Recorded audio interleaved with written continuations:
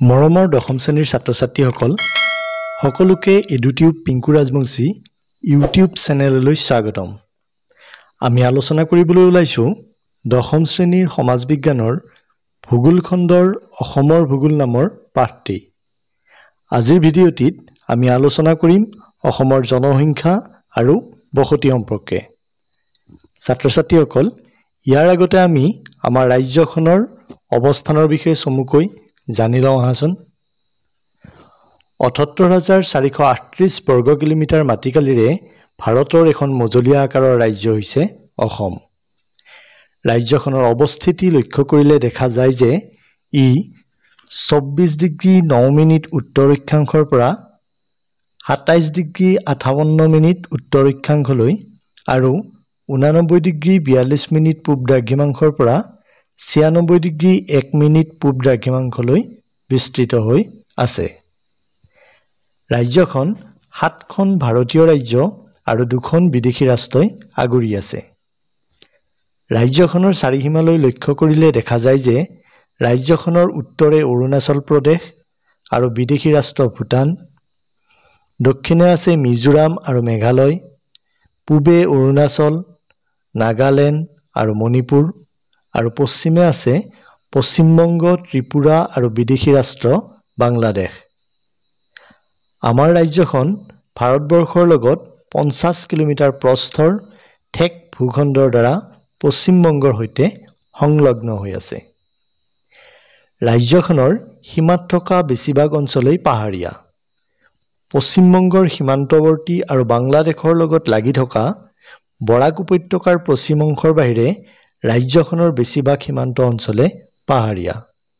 সেয়েহে ৰাজ্যখনৰ জলবায়ু উত্তৰ ভাৰতৰ আন ৰাজ্যতকৈ কিছু পৃথক।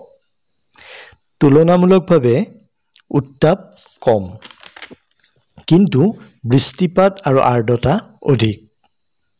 ছাত্ৰ-ছাত্ৰীসকল, এতিয়া আহোঁ আমি পাঠটোৰ মূল আলোচ্য বিষয় অসমৰ জনসংখ্যা আৰু বসতি সম্পৰ্কে।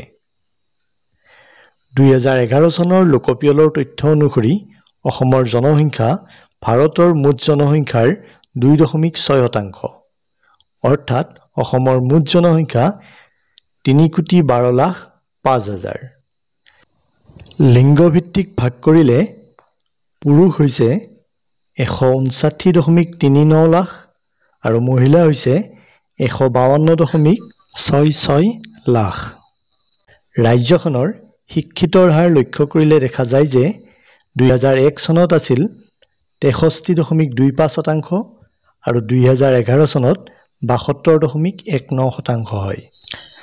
লিংগ অনুপাত অৰ্থাৎ প্ৰতি ১,০০০ পুৰুষৰ বিপৰীতে মহিলাৰ সংখ্যা লক্ষ্য কৰিলে দেখা যায় যে ২০০১ চনত লিংগ অনুপাত আছিল ৯৩৫ আৰু ২০১১ চনত এই অনুপাত হয় ৯৫৮। আনহাতে বসতি সম্পৰ্কে লক্ষ্য কৰিলে দেখা যায় যে ২০০১ চনৰ তথ্যমতে অসমৰ মুঠ জনসংখ্যাৰ প্ৰায় ৮৭% লোকে গাঁৱত বাস কৰিছিল, কিন্তু ২০১১ চনত গাঁৱত বাস কৰা লোকৰ সংখ্যা ৮৫.৯%লৈ হ্ৰাস পায়। ইয়াৰ বিপৰীতে ২০০১ চনত নগৰীয়া জনসংখ্যা আছিল ১২.৯% আৰু ২০১১ চনত ই হয় ১৪.09%। ইয়াৰ পৰা এটা কথা স্পষ্ট যে ৰাজ্যখনত গাঁৱৰ পৰা নগৰলৈ জনপ্ৰব্ৰজন ঘটি আছে, যাৰ ফলত গাঁৱত বাস কৰা লোকৰ সংখ্যা হ্ৰাস পাইছে আৰু নগৰত বাস কৰা লোকৰ সংখ্যা তুলনামূলকভাৱে বৃদ্ধি পাইছে। দেখা যায় ভাৰতৰ আন ৰাজ্যসমূহৰ দৰে অসমতো নগৰীকৰণ প্ৰক্ৰিয়া অব্যাহত আছে, ফলত ৰাজ্যখনত নগৰ চহৰৰ সংখ্যা বাঢ়িছে আৰু নগৰীয়া জনসংখ্যাও বাঢ়িবলৈ লৈছে।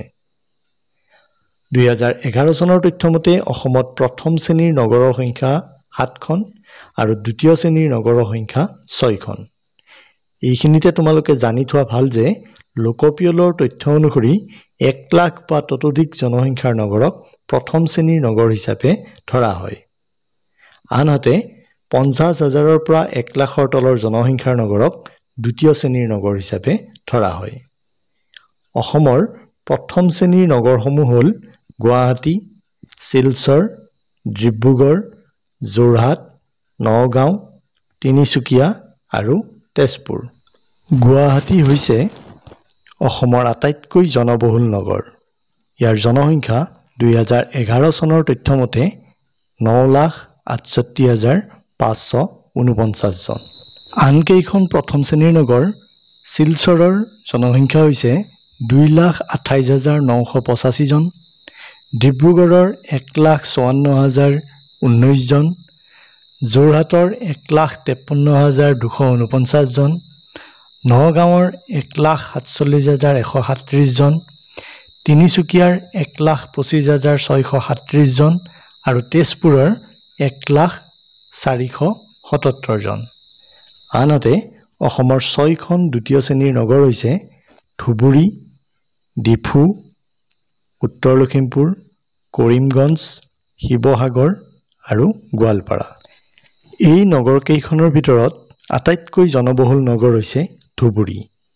ইয়াৰ জনসংখ্যা 2011 চনৰ তথ্য মতে 65,756 জন।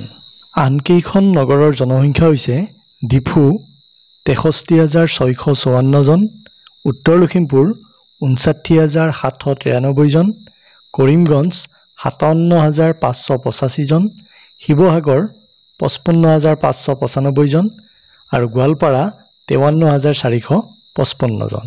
মৰমৰ ছাত্ৰ ছাত্ৰীসকল, আমাৰ আজিৰ আলোচনা ইমানখিনি। ইয়াৰ পিছৰ ভিডিঅ'সমূহত আলোচনা কৰিম পাঠটোৰ পৰৱৰ্তী অংশ। ধন্যবাদ।